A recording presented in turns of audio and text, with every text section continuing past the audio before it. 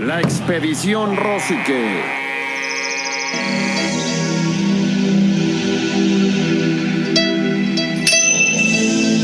Estoy en condiciones de proclamar que esta montaña es más alta que ninguna de las que hasta ahora se han medido en la India. Y por tanto, es probablemente la montaña más alta del mundo. En 1865, el topógrafo general de la India, Andrew Bow, dio a conocer con estas palabras la existencia de la montaña más alta de la Tierra, el llamado Pico B, Pico 15, el Chomolungma, el Everest.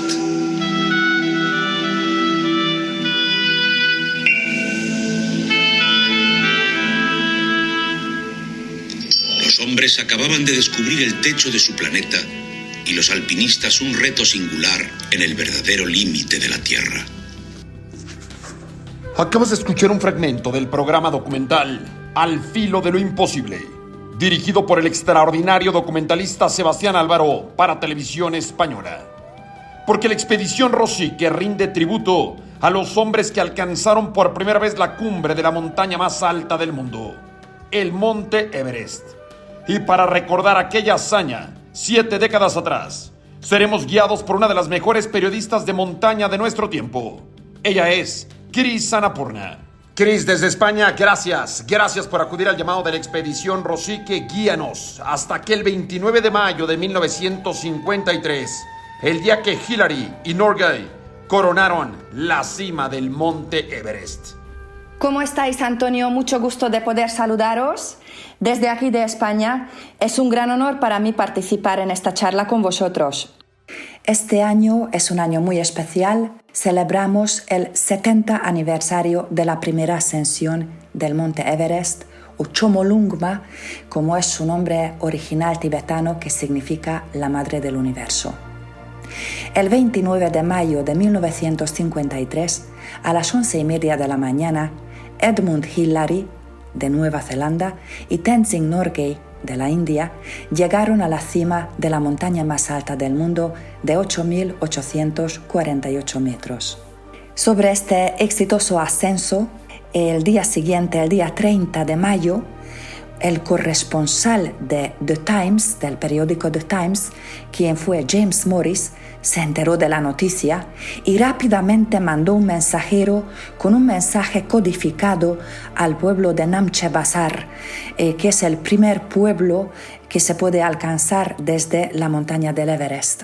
Pidió a este mensajero que entregase 3 frases que realmente nadie sabía. Fueron frases codificadas que querían enviar por un sistema inalámbrico rápidamente como un telegrama a la embajada británica en Katmandú. El mensaje codificado fue lo siguiente: malas condiciones de nieve, base avanzada abandonada ayer, esperando una mejora. Lo que no sabía nadie, por lo menos de la oficina de Katmandú, qué significaba este mensaje codificado, pero los británicos sí lo sabían. Malas condiciones de nieve significaba realmente se hizo cumbre. Base avanzada abandonada ayer fue el nombre secreto de Hillary.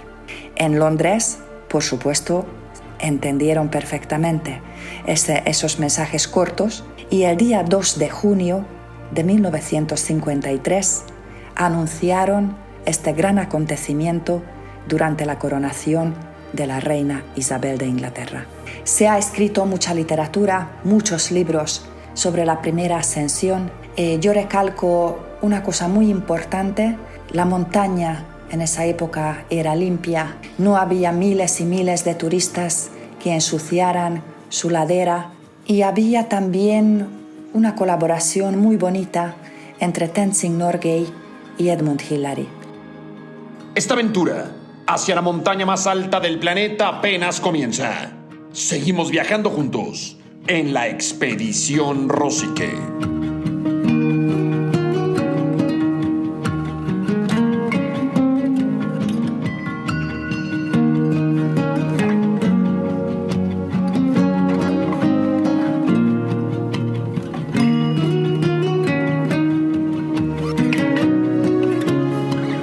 La expedición Rosique.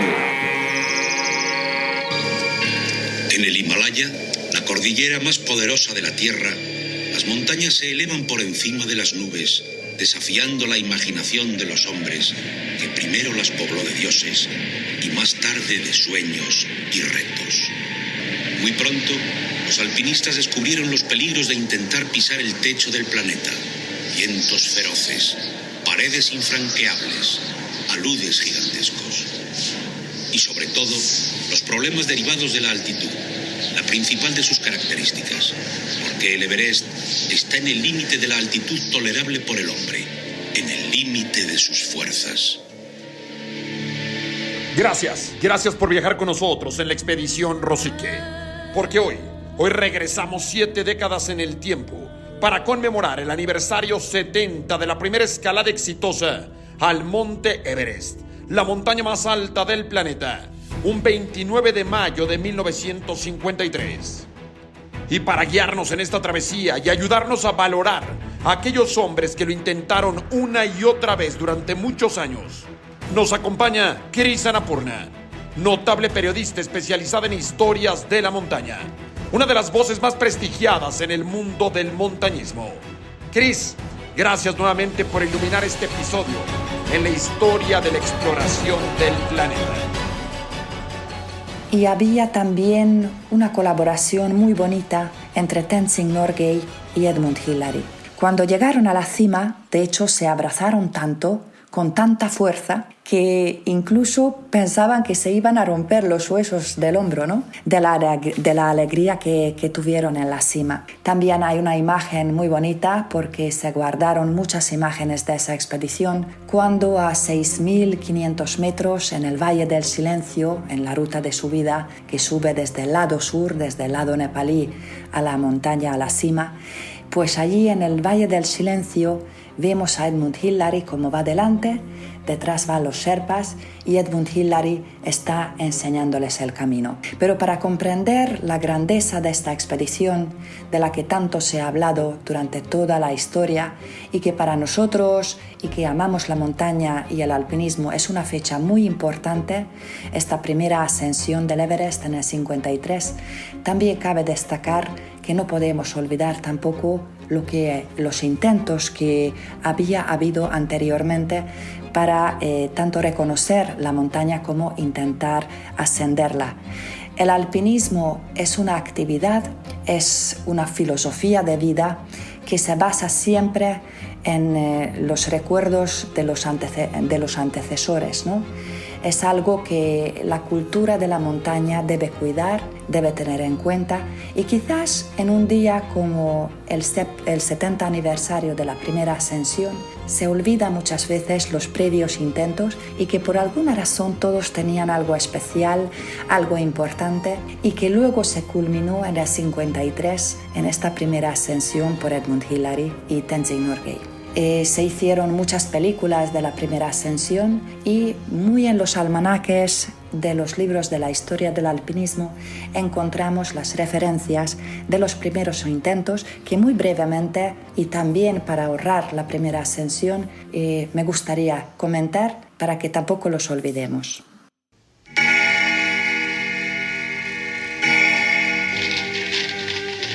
Mientras el Imperio Español declinaba en medio de una crisis institucional y social sin precedentes, el británico vivía momentos de gloria. Su influencia llegaba hasta remotos lugares de la tierra, uniendo bajo la corona imperial las culturas y pueblos más diversos. Para extender su influencia en una zona de Asia estratégicamente clave, va a llevar a cabo una importante labor exploratoria de la mano de geógrafos, cartógrafos, militares, exploradores y alpinistas. Las expediciones de estos últimos propiciarían algunas de las más grandes aventuras de todos los tiempos, hazañas que cambiarían la comprensión del mundo. Estos proyectos eran asumidos en la metrópoli como empresas nacionales donde estaba en juego el honor patrio.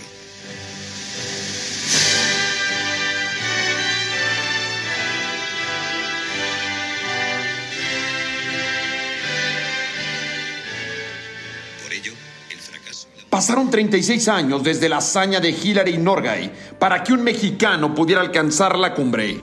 El primero fue Ricardo Torres Nava, el 16 de mayo de 1989. La primera mujer mexicana y latinoamericana en lograrlo fue Elsa Ávila, el 5 de mayo de 1999. Hoy en la expedición Rosique celebramos el aniversario 70 de la primera escalada en la historia. El triunfo de la expedición británica, liderada por Sir Edmund Hillary y Tenzing Norgay. Y lo hacemos guiados por Chris Annapurna, prestigiada periodista que se conecta con nosotros desde España.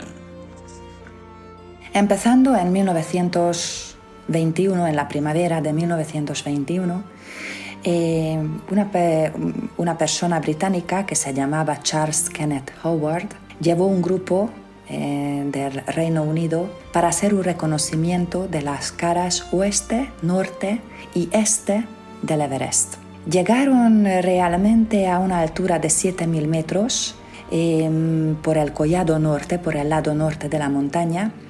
Y por lo que destaca esta expedición, aparte de este reconocimiento digno que hicieron los británicos, es también el caso de Alexander Mitchell Kellas, que fue un químico explorador montañero de 52 años británico, que se dedicaba en sus estudios a examinar la reacción fisiológica a gran altura del cuerpo humano, ¿no? Y de hecho llegó a las siguientes conclusiones, según las cuales él dijo que sí sería posible ascender hasta 8.848 metros sin el uso de oxígeno suplementario. Curiosamente, hasta 1978, hasta que Reinhold Messner y Peter Habeler no llevaran a cabo esa ascensión sin oxígeno, no se llegó a coronar la cima del Everest sin el uso de oxígeno. Pero es muy interesante que Alexander Mitchell Kellas, Alexander Kellas como lo conocen en la historia, sí que ya predijo que fisiológicamente sí que era posible o sería posible en un futuro hacer un ascenso a la montaña sin oxígeno suplementario, pero curiosamente y paradójicamente al mismo tiempo fue de los primeros científicos que recomendó que los primeros que lo intentasen, que lo hicieran con el uso de oxígeno suplementario. Esto contradice a su estudio. También hay que reconocer que Kellas, por un guiño negativo de la vida, murió por estar indispuesto durante la aproximación a la montaña en 1921. Luego es muy interesante en 1922 de la primavera, cuando de nuevo los británicos, con el liderazgo de Charles Bruce, intentaron acercarse a la montaña desde el norte, desde el lado tibetano, pero de tal manera incluso que llegaron hasta 8.350 metros usando oxígeno suplementario en 1922. Es decir, hicieron caso a Kellas, usaron oxígeno. Los británicos estaban en el grupo, había 13 británicos y 9 porteadores, pero lamentablemente 7 porteadores fallecieron debajo del collado norte debido a una avalancha que acabó con su vida. En total murieron ahí 7 personas en 1922. El siguiente intento, 2 años más tarde, en 1924, en la primavera, por el liderazgo de Edward Norton, llegaron a 8.600 metros, donde abandonaron seguir con el intento y ya conocemos la magnífica historia de Andrew Irvine y George Mallory, que fallecieron en ese intento. Y de esta expedición se ha generado y se ha inspirado una leyenda muy grande, porque hasta el día de hoy no se sabe si llegaron a hacer cumbre en el monte Everest o no. Ellos fallecieron a la altura de 8.600 metros. Sebastián Álvaro, el gran cronista, periodista y líder de expediciones español, escribió un libro recientemente sobre el caso de Irvine y Mallory, que recomiendo a todo el mundo. Fueron George Mallory y Andrew Irvine los primeros seres humanos en alcanzar la cima más alta del planeta. Esta pregunta ronda en el inconsciente colectivo desde que desaparecieron en 1924 en su intento por ser los primeros en escalar el Everest. Y todavía hoy sigue siendo uno de los grandes misterios del alpinismo.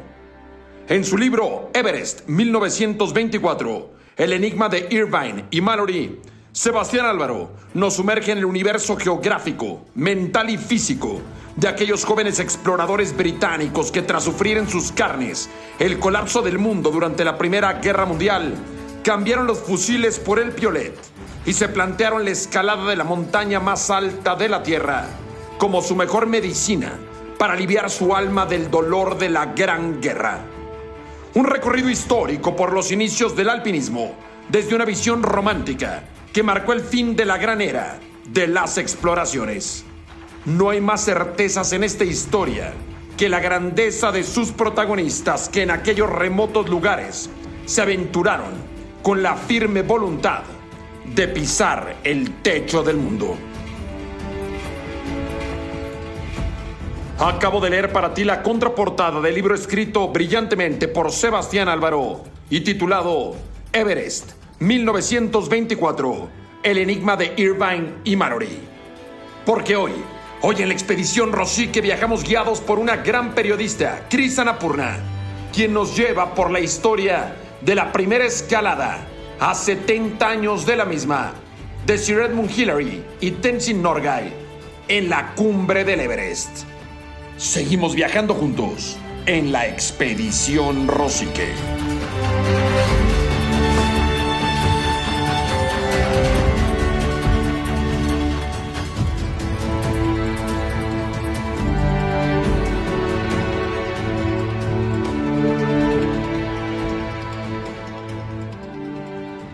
La expedición Rosique. Tras el paréntesis de la Segunda Guerra Mundial, se retomó la conquista de las cimas más altas de la Tierra. Para entonces, era evidente que la cumbre del Everest se había convertido en mucho más que un problema alpinístico. Era una cuestión nacional de enorme repercusión.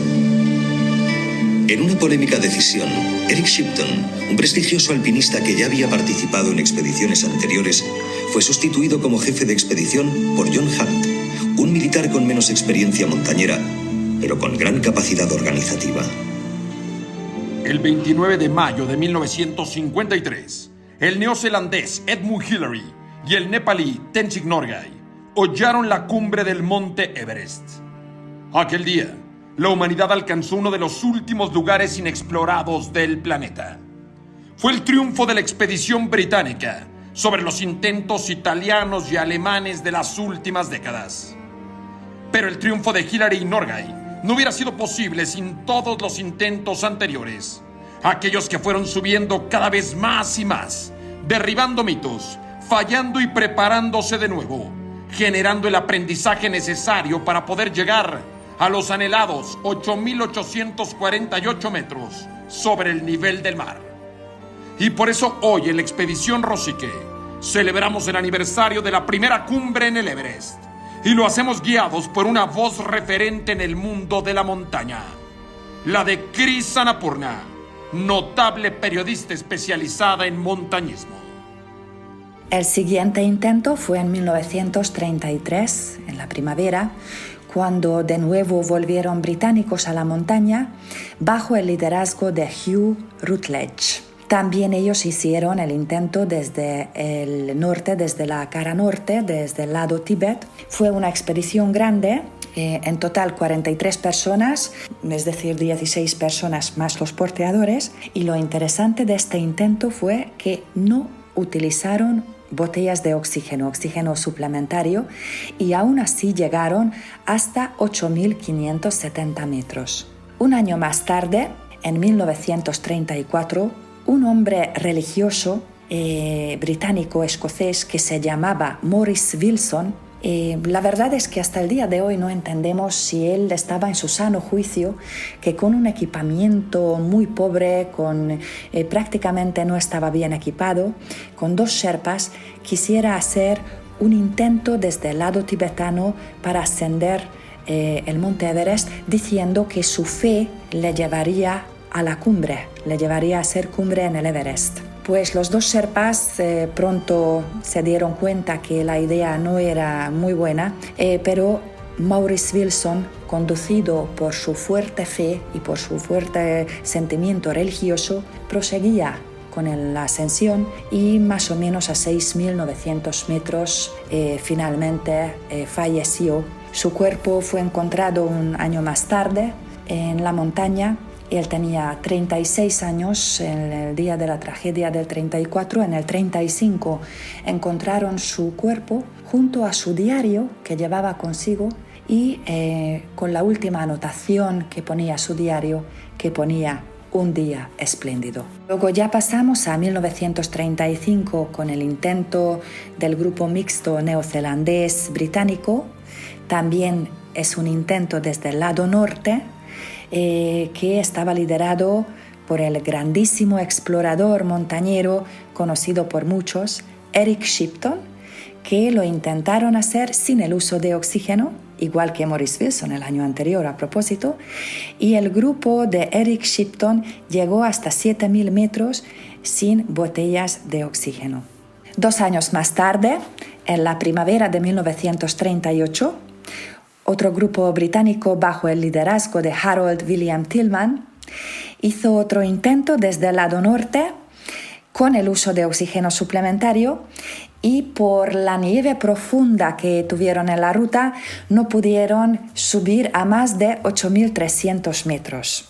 La primavera de 1951, un grupo de Dinamarca bajo el liderazgo de Claus Becker Larsen también intentó escalar el Monte Everest desde el lado norte, pero no estaban bien abastecidos de material y no usaron oxígeno tampoco, pero no pudieron subir a más de 6.800 metros, que fue el punto más alto que alcanzaron.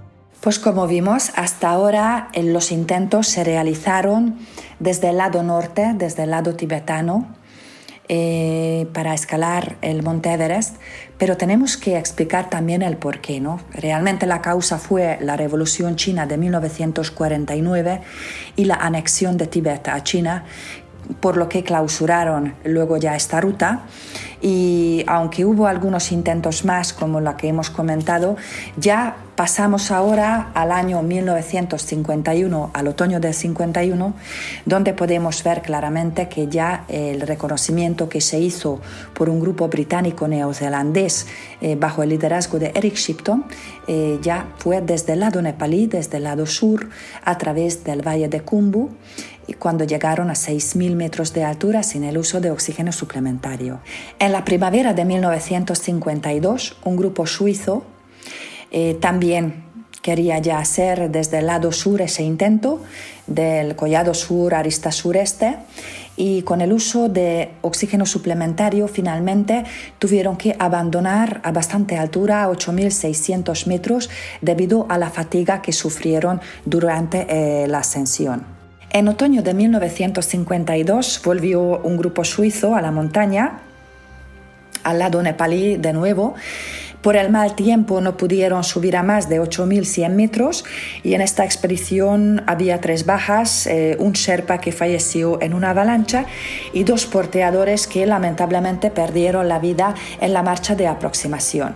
Pero 1952, otoño de 1952, fue también interesante por otra razón, porque se rumorea, y ese rumor se llegó a registrar en la base de datos del Himalaya que llevaba Miss Elizabeth Haley, la gran cronista del Himalaya, la notaria del Himalaya, un rumor sobre un grupo de la antigua Unión Soviética que desde el lado norte, por lo visto, hicieron un intento hasta 8.200 metros, no se sabe nada más de ellos, se quedó en un rumor toda esa expedición y esto es alguna incógnita que valdría la pena un día investigar más. Y luego ya llegamos a la primavera de 1953, el grupo británico neozelandés bajo el liderazgo de Mr. John Hunt, que hicieron la primera ascensión por el Collado Sur, arista sureste de la montaña del Everest, la madre del universo, Chomolungma, ¿verdad? El 29 de mayo del 53 a las 11:30 de la mañana. Acabas de escuchar el recuento de un esfuerzo titánico. el que durante décadas hicieron grandes exploradores por ser los primeros en alcanzar la cumbre del monte Everest. Y hoy celebramos el 70 aniversario de los primeros hombres que hicieron cumbre y que volvieron para contarlo. Edmund Hillary y Tenzing Norgay, como parte de la exitosa expedición británica de 1953. Chris Annapurna, prestigiada periodista de montaña, gracias en verdad por guiarnos a través de la historia de este coloso de la naturaleza. Y Chris, además de agradecerte profundamente este trabajo, esta conexión, ¿qué reflexión nos dejas en torno a este 70 aniversario? A día de hoy la reflexión, sin embargo, es negativa, es triste. El aniversario en sí es muy bonito. Es un aniversario del que deberíamos alimentarnos para el futuro. Sin embargo, la realidad actual no honra esa fecha realmente, no le da el lugar que realmente merece el propio Everest, Chomolungma, la madre del universo. La montaña está repleta de turistas de gran altura, llenísima de basura. A día de hoy podemos decir que el monte Everest tiene el vertedero más alto del planeta, a 8.000 metros, lleno de basura, donde los grupos comerciales, cuando se bajan de la montaña, dejan absolutamente todos sus desperdicios humanos, fecales, objetos, tiendas. Y además, para que no se les multe, lo que hacen es que cortan el logo de la empresa de las tiendas para que nunca nadie pueda saber que fueron ellos que dejaron la basura.